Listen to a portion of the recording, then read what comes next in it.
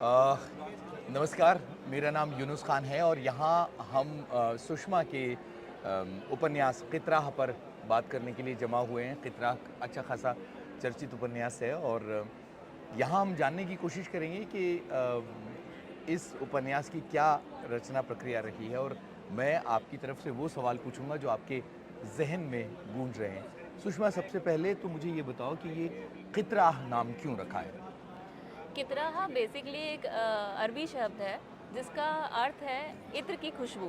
हुँ, और क्योंकि मेरे उपन्यास की नायिका सीरिया से है हुँ, तो ये सीरियन उसका नाम है कितारा। कितारा नाम का ओरिजिन कितराहा शब्द से हुआ है, ओके। इसलिए इसका नाम कितराहा रखा गया। अच्छा।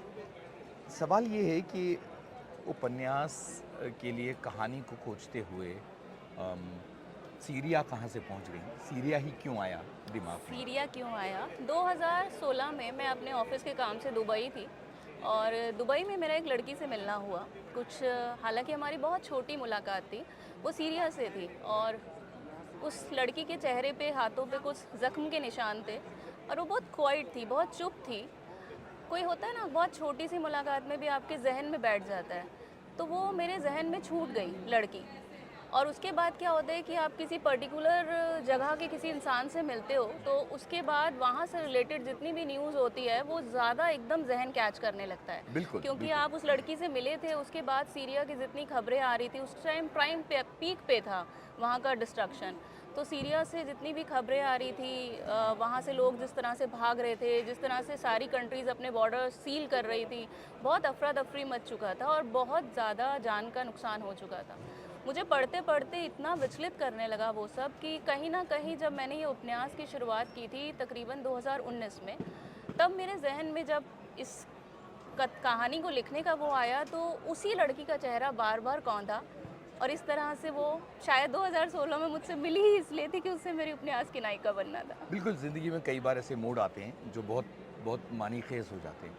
तो सीरिया की एक लड़की से मुलाकात के बाद ये तो ठीक है कि ये ज़हन में ये आया कि सीरिया पर कुछ लिखा जाए। पर हम भारतवासियों के लिए सीरिया एक बड़ी अनजान-सी जगह है। तो ये जो रिसर्च का सिलसिला है, ये किस तरह से शुरू हुआ और कितना ज़्यादा डीपर जाना पड़ा सीरिया को समझने के लिए? क्योंकि इस उपन्यास में बहुत बड़े फलक में सीरिया की समस्या आती है, वहाँ की यातनाएँ आती हैं, वहाँ जिस तरह से लोग त्रासदी झेल रहे हैं, वो सब आता है। सीरिया क्योंकि एक हम एनिमी कंट्री डिक्लेयर कर चुके हैं तो सीरिया आप जा तो नहीं सकते हैं। सीरिया के लिए सिर्फ आपके पास, अब क्योंकि इंटरनेट का ज़माना है तो आप बहुत सारी डॉक्यूमेंट्रीज से पहुंच सकते हैं। बहुत सारे वहाँ के लोगों ने अपने साथ जो बीता है उसको यूट्यूब पे अपलोड किया हुआ है। ऐसी बहुत सारी वीडियोज़ आजकल डार्क वेब से लेकर हर जगह अवेलेबल हैं। तो सर्च करते करते मुझे जितना डॉक्यूमेंट्रीज़ मिली, जितना रिटर्न मटेरियल मिला, जितना बीबीसी की न्यूज़ के आर्टिकल्स लगातार छपते रहे, वहाँ से मिला, एमनेस्टी की रिपोर्ट मिली, डब्ल्यूएचए के सर्वे जो थे, जो उनकी डिटेल्स थी, जहाँ जो वहाँ के शरणार्थी कैंपों की हालत है, जो वहाँ की स्त्रियों के साथ शोषण किया जा रहा है, जो वहाँ के बच्चों के साथ बीत रहा है, वो सब कुछ मुझे उन रिपोर्ट्स के थ्रू मिलता चला गया और मैं उसको इकट्ठा करती चली गई। इस तरीके से मैंने सीरिया के कुछ और बैकग्राउंड और राजनीतिक समस्याएं कि बैक में कितने साल पुराने से और कहाँ से शुरू होना शुरू किया, उसके लिए सीरिया के कल्चर से और राजनीति से रिलेटेड कुछ बुक्स भी खरीदी, तब जाके ये पूरा सेटअप मैं बना पाई। अब मुझे ये बताओ कि इसे लिखना कब शुरू किया था और कितनी बड़ी चुनौती रही थी इस उपन्यास के बारे में? जिस तरह से वो शेप लेता चला गया, क्योंकि आगे मेरा एक दूसरा भी सवाल है उपन्यास के आगे बढ़ते रहने को लेकर। ये उपन्यास मैंने यूनिस जी 2019 में शुरू किया था। हुँ, हुँ। 2019 में मेरे दिमाग में एक खाका था, क्योंकि कई सारे लोगों की कहानियाँ जो अपनी अपनी निजी त्रासदियों से गुजरे थे उस हुँ, वक्त मेरे जहन में थी। हुँ। और कुछ इस तरह का दिमाग ने एक खाका सा बनाया कि जो मेरी कहानी का नायक है उन्हीं दिनों वो भी मेरे संपर्क में थे। मैंने अपने उपन्यास में ये चीज़ लिखी भी है कि ये असली किरदारों की काल्पनिक कहानी है। हाँ। तो जो मेरे उपन्यास का नायक है वो भी रियल दुनिया में एग्जिस्ट करता है। वो रियली में अपने इंडियन आर्मी का मेजर है इंडियन आर्मी में, और ये जो आपने ऑपरेशंस इसमें पढ़े हैं आर्मी के, वो दोनों के दोनों ऑथेंटिक है और रियल में हुए हैं। तो इन लोगों की अपनी निजी त्रासदियाँ मेरे अंदर अंदर चल रही थी। तो 2019 के आखिर में मैंने एक नोट्स बनाए कि मैं पूरा क्या कहना चाहती हूँ दरअसल, मुझे क्या कहानी कहनी है। और उस नोट्स को बनाने के बाद मुझे लगा कि हाँ, मुझे इस उपन्यास को अब लिखना शुरू कर देना चाहिए। जब हम कहानी से उपन्यास की तरफ जाते हैं, स्मॉल फॉर्मेट से लॉन्ग फॉर्मेट की तरफ जाते हैं, तो उसकी अपनी एक चुनौती होती है, क्योंकि हमारी एक आदत होती है कहानियों को बरतने की। कहानियों का अपना एक स्ट्रक्चर होता है, और उपन्यास एक बड़े फलक पर एक बड़ी चुनौती होती है। तो क्या लिखते लिखते कहीं कलम संघर्ष कर रही थी, कहीं रुक रही थी, कहीं आप सोच में पड़ रही थी, क्या चल रहा था इस पूरी यात्रा में, क्या हुआ?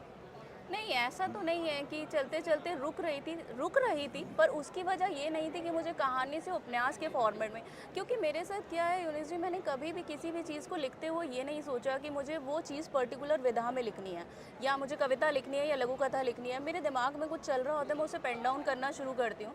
मुझे लगता है कि वो बात पोएटिक उसमें आ गई तो वो कविता हो जाती है, 10 लाइन में बात खत्म हो गई तो लघु कथा हो जाती है, थोड़ा और लंबी हो गई तो कहानी। और ये कहानी इतनी बड़ी थी कि ये उपन्यास तक जाती गई, तो मुझे संघर्ष इस तरह से नहीं करना पड़ा कि कहानी को समेटना होता है और उपन्यास को बहुत फैलाना होता है।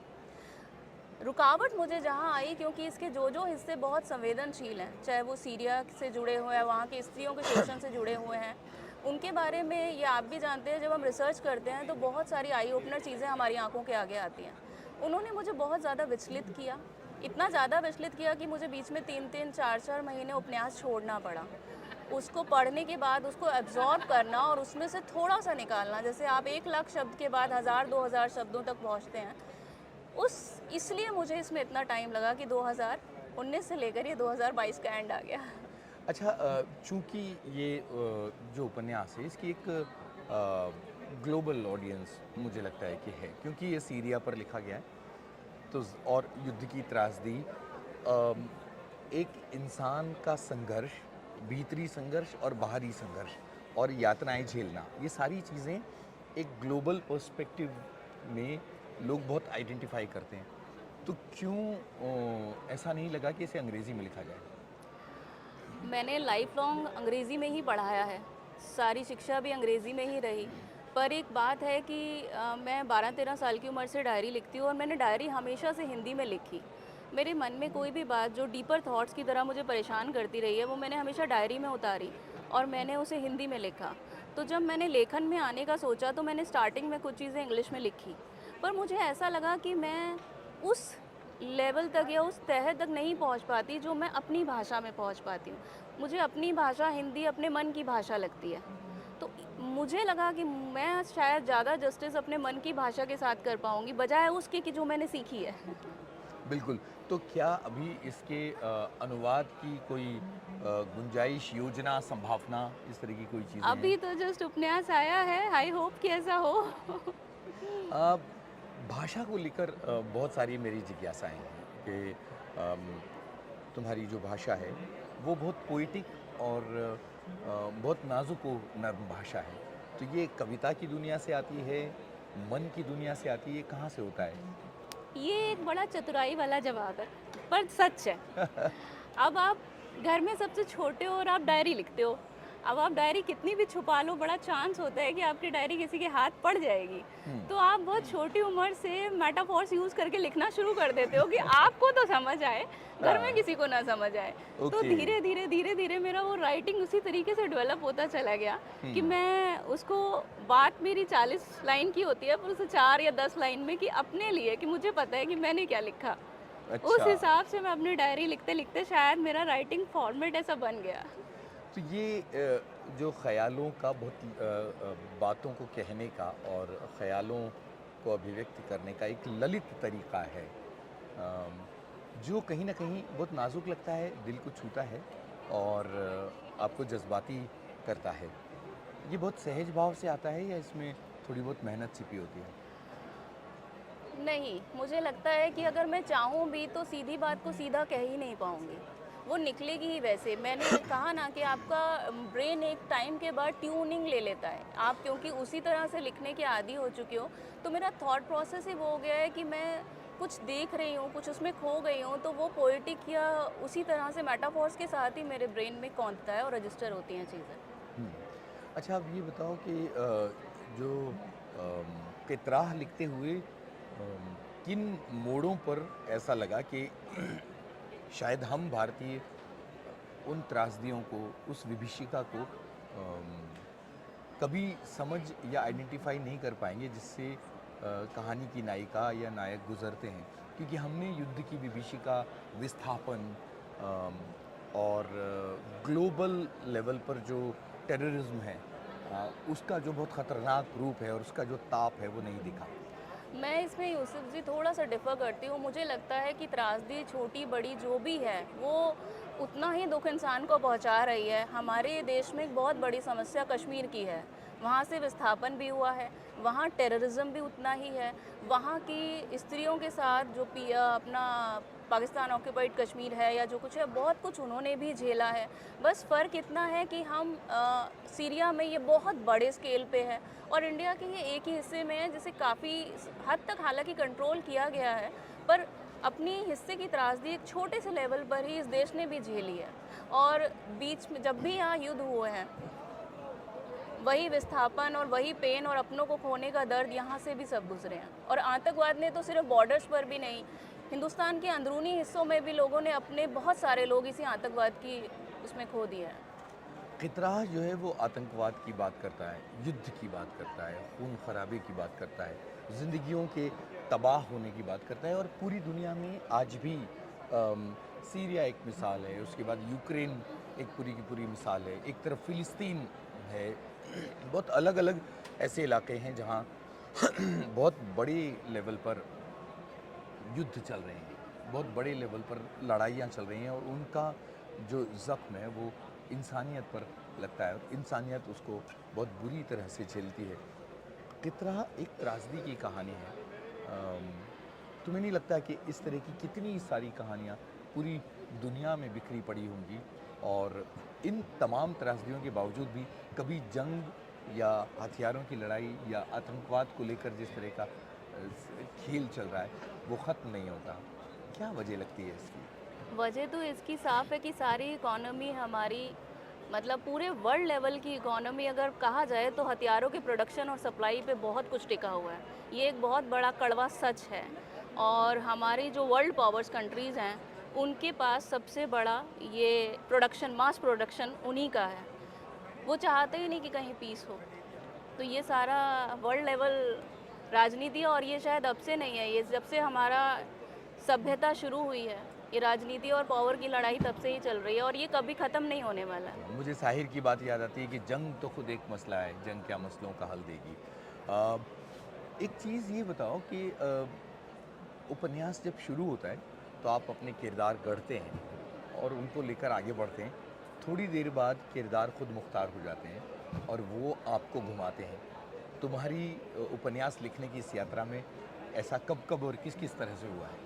मैंने इस उपन्यास में यूसुफ जी एक प्रयोग किया था। एक तो ये डायरी फॉर्म में है और उसमें भी मैंने क्या किया कि डायरी लगातार चेंज हुई है। हाँ, जैसे कैरेक्टर के हिसाब से डायरी है। पहले एक चैप्टर नायक कह रहा है, अगला चैप्टर नायिका कह रही है, वो वहीं से बिल्कुल। उठा रही है जहाँ तक डायरी नायक की खत्म हो रही है उससे आगे नायिका की चल रही है। क्योंकि उपन्यास में 5 दिन की स्पीति की यात्रा है। बिल्कुल। दिल्ली से स्पीति की 5 दिन की यात्रा में उसकी दुर्घटना, उस यात्रा के अनुभव। उसी में वो दोनों अपनी अपनी ज़िंदगियों के बारे में बात करते हैं। तो इसी तरह से मुझे ये सही लगा कि सिंगल नरेटर की बजाय मैंने इसमें डबल नरेटर कॉन्टिन्यूस रखा।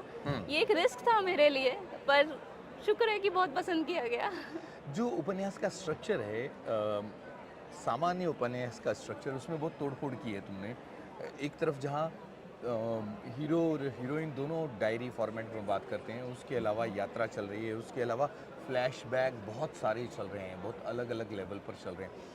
तो ये कितना चुनौती से भरा हुआ था, क्योंकि एक पूरा नया स्ट्रक्चर गढ़ने की कोशिश है।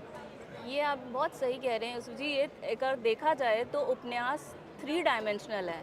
इसमें सीरिया भी आता है, इसमें हिंदुस्तान में हमारी आर्मी जो आतंकवाद कश्मीर में झेल रही है वो भी साथ चलता है, और साथ साथ उन दोनों की दिल्ली से स्पीति तक का बाइक एक्सपीडिशन भी है, जिसमें जितनी भी जगहें आती हैं उनकी सारी ऑथेंटिक इन्फॉर्मेशन है।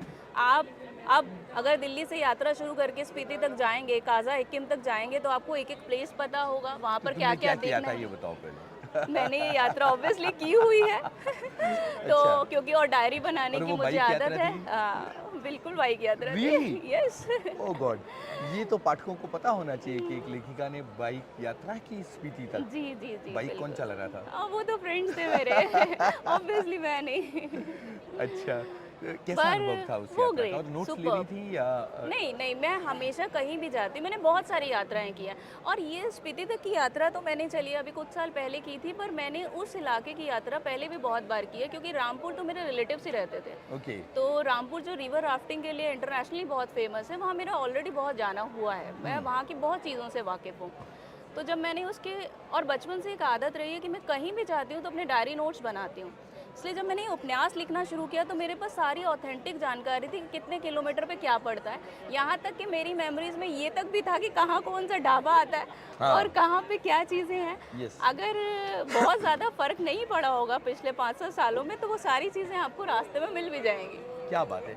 कश्मीर उस तरह से आता है, लाहौल स्पीति आती है, सीरिया आता है, इतनी सारी अलग-अलग स्थानीयता को लेकर जो रिसर्च है और वो तमाम चीज़ें, तो ये बहुत सारे नोट्स और डायरी काम आई है उस उपन्यास में। मैं सही लिखना भी नहीं चाहती थी क्योंकि आप कोई भी चीज़ जैसे वर्ल्ड लेवल पे अगर आप कोई चीज़ उठा रहे हैं तो आपको अपने फैक्ट्स 10-10 बार चेक करने पड़ते हैं बिल्कुल, बिकॉज आप उसमें गलती नहीं कर सकते।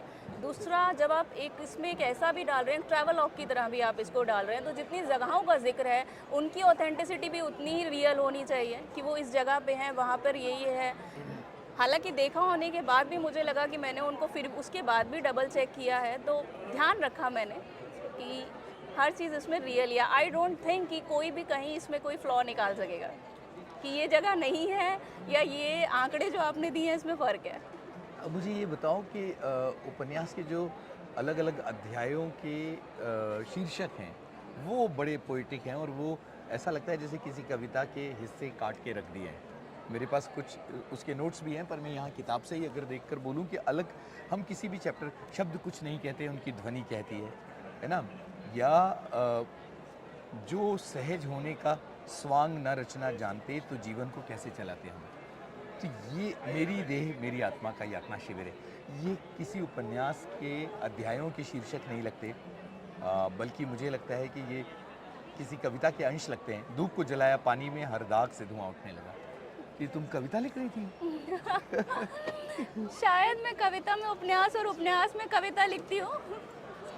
चल रहा है। हाँ। ना, शायद मैं कविता में उपन्यास और उपन्यास में कविता लिखती हूँ। अच्छा। अभी विनोद कुमार शुक्ल जी का एक इंटरव्यू देखा था कि मैं हृदय से तो कवि ही हूँ और उपन्यास में भी वही चीज़ आ जाती है। शायद वही बात यहाँ है कि क्योंकि लैंग्वेज ही पोएटिक है तो मैं कहानी लिखूँ चाहे उपन्यास लिखूँ उसमें वो चीज़ आएगी ही आएगी।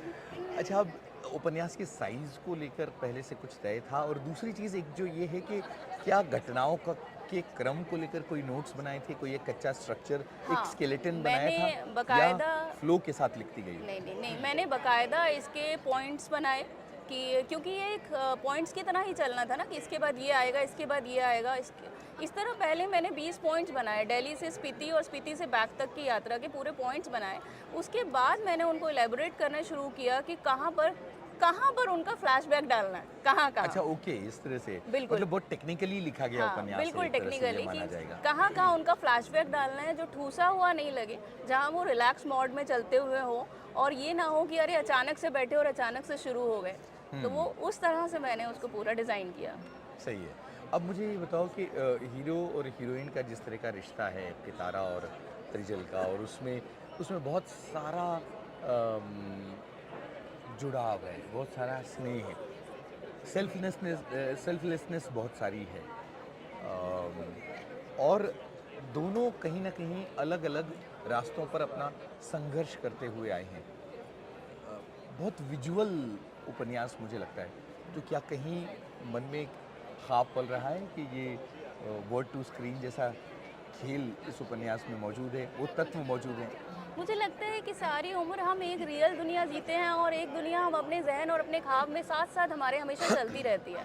और बहुत सारे लोग हमारे आसपास होते हैं जिनके कुछ ख्वाब पूरे होते हैं, जो नहीं होते हैं। कुछ बेसिक ऐसी चाहते होती हैं जो 90% यूथ के अंदर होती ही होती हैं कि काश कोई ऐसा होता। क्योंकि जहाँ तक मुझे लगता है कि गहरे तक लोगों को दुख जोड़ता है, सुख नहीं। बिल्कुल सही है, बहुत अच्छी प्रेम बात की है। गहराई दुख से ज़्यादा आप पहुंच सकते हैं सुख की इसलिए पाठकों की शायद। किस तरह की प्रतिक्रियाएँ हैं और उनमें से कौन-सी ऐसी प्रतिक्रियाएँ हैं जो बहुत याद रह गई हैं?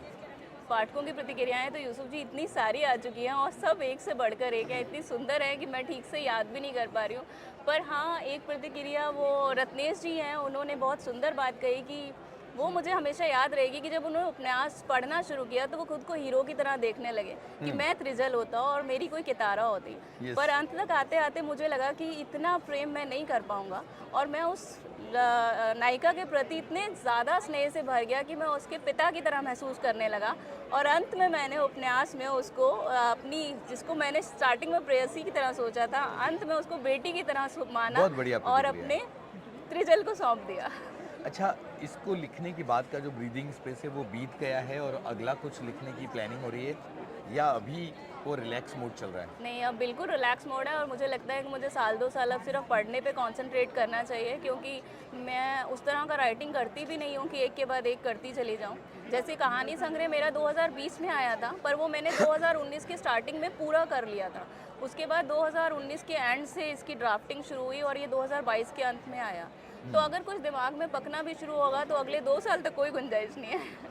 तो 2-3 साल इस उपन्यास को लिखने की यात्रा थी, इसके कितने ड्राफ्ट बने और किस एडिटिंग की प्रोसेस क्या थी? तकरीबन 10 ड्राफ्ट और इसके पूरे 10 ड्राफ्ट बने? पूरे चैप्टर्स मैंने उड़ा दिए हैं। मतलब जैसे मैंने जो इसकी स्टार्टिंग की या एंड की, उनको बाद में खारिज कर दिया। 2-2, 3-3, 4-4 महीने रखा, उसके बाद उन्हें खारिज किया, फिर नए तरीके से उनके चैप्टर्स। सबसे ज़्यादा मुझे शायद इसकी स्टार्ट और एंड में समय लगा है, बीच की चीज़ों में नहीं लगा। इसको किस तरह से उठाना और किस तरह से समेटना, इसमें मुझे मैक्सिमम टाइम लगा और शायद स्टार्टिंग और लास्ट के चैप्टर्स के ही सबसे ज़्यादा ड्राफ्ट बने। अच्छा, तो जब 1 ड्राफ्ट, 2 ड्राफ्ट, 3 ड्राफ्ट, 4 ड्राफ्ट तक यात्रा जारी थी, तो क्या लग रहा था? कहीं एक एनलाइटनिंग वाली यात्रा थी या कहीं न कहीं एक स्ट्रगल चल रहा था कि नहीं इसको किस तरह से किया नहीं, जाए, मुझे इसका लगता क्या है फॉर्मेट हो? पीएचडी वाले स्टूडेंट्स को ना रीराइट वाली फ्रस्ट्रेशन से तो वो पहले ही उबर चुके होते हैं, क्योंकि उनको आदत पड़ गई होती ऑलरेडी है। कर चुके होते हाँ, हैं। उनको आदत, जैसे स्टार्टिंग में लगता है पीएचडी में धक्का कि आप कुछ भी रिसर्च करके बना के लेके जाओगे, आपका गाइड फाड़ेगा और साबित करेगा आप महाबेवकूफ़ हो। तो पहली बार झटका सा लगता है, अरे ये क्या किया हमारे साथ। फिर धीरे धीरे आपको समझ आता है आप इनिशियली तो इंसल्ट कराने के लिए जा रहे हो वो फटेगा ही सारा।